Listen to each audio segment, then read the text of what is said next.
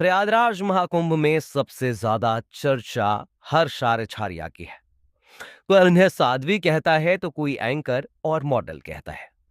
कई लोगों को उनके भगवा पहनने पर भी आपत्ति है। और उन्होंने हाल ही में एक बयान में कहा कि वे डर के मारे भगवान नहीं पहन रही हैं। हर्षा पहले ही साफ कर चुकी हैं कि वे कोई साध्वी नहीं है। सोशल मीडिया साइट एक्स पर एक यूजर ने कहा कि नया मॉडल आ गया है। आपके साधु 5,000 का मेकअप करते हैं। यह सब ढोंग दिखाना कब बंद करोगे साध्वी? ऐसा कौन सा डर है जो भगवा रंग नहीं पहन रही हैं? हर्षा चर्चा मनाने के लिए इतना भी झूठ बोलना ठीक नहीं है।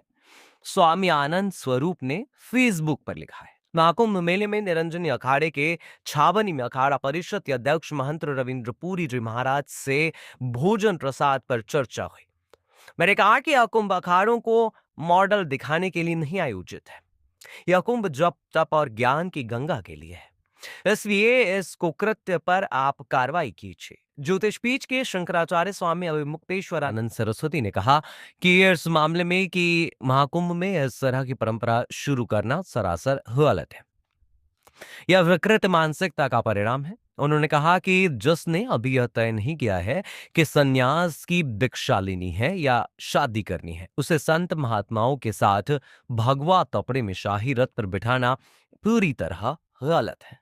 महाकुंभ में चेहरे की सुंदरता नहीं बल्कि हृदय की सुंदरता को देखा जाना चाहिए। अखाड़ा परिषद के अध्यक्ष महंत रविंद्र पुरी ने कहा कि यह मुद्दा पिछले 2 से 3 दिन से चर्चा में है। वास्तव में वह उत्तराखंड से हैं और वह हमारे अखाड़े के एक महामंडलेश्वर से भिक्षा लेने आई थी। वह मॉडल हैं और सोशल मीडिया में सुर्खियों में रहती हैं। और उन्होंने रामनामी वस्त्र पहने थे। उन्होंने कहा कि हमारी परंपरा है कि जब सनातन का कोई आयोजन होता है तो हमारे युवा भगवा पहनते हैं। यह कोई अपराध नहीं है। हमारे यहाँ यह परंपरा है कि कोई 1 दिन, 5 दिन, 7 दिन के लिए साधु होता है।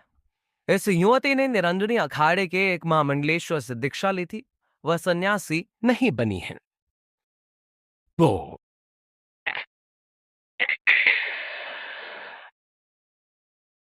वो